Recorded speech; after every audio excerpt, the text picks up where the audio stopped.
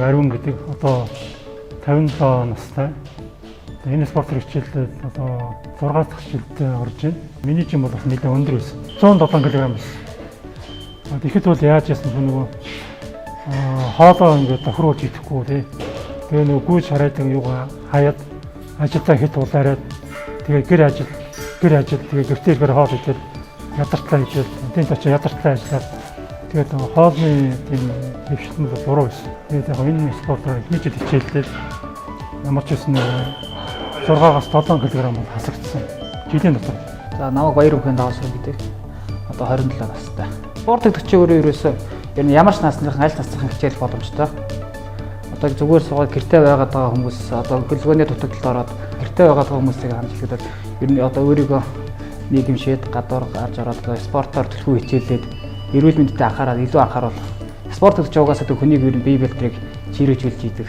Энэ спортыг хичээлсэн өмнө нь тэнцвэрээр бодож үзээд 15 төрлийн өвчнийг эдгэх боломжтой энэ спортод дамжаа.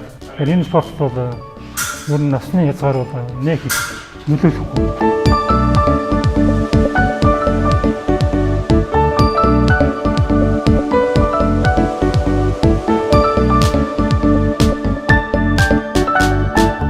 Ер нь нөгөө нэг яг гэртээ ингээд удаан хугацаанд байхаар бие жоохон хүчөөн болчихдог. Хөдөлгөөн жоохон удаашрал тийм ээ. Тэгээд ер нь жоохон биеийн дархлаа хурдан содордог юм шиг. Энэ спортоор хичээснээс яг дархлаа сайжирч байгаа. Тэгээ нөгөө бие махбод маань нөгөө нэг цусны эргэлт маань ингээд одоо бид нар чинь усны гэмтэлтэй хүмүүс цусны эргэлт удаан явагдана. За тасгал сургууль тэгээд ирэхэд цусны эргэлт сайжин ямар нэгэн одоо бид нар чинь холгол цооролт гэдэг нэг тийм шарах сөрөөнөд байгаа шүү дээ.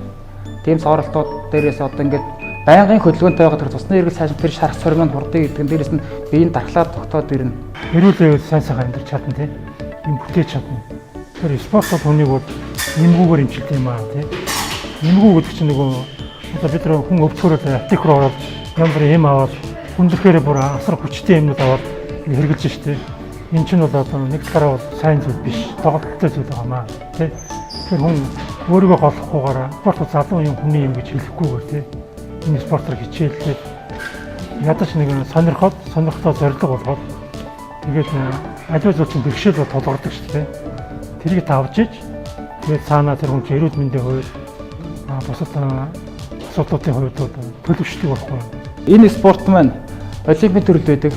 Тэрэн цэртэ паралимпийн төрөлд байдаг. Одоо цааш хамгийн том зорилго бол одоо ер нь эх орноо төлөвлөдөг тэрэн цэртэ спортоор хамгийн анхны одоо Монголоос Монгол эх орноо төлөвлөдөд гадаад олимпиад оролцох гэсэн зорилгыг дүүргэлсэн байна да. Хүний амьдрал бол энэ богинохон ч гэсэн тэр хугацаанд хүн идэвхтэй амьдрах хэрэгтэй. Тэр нь асуудал биш. гэж хэлмээр байна.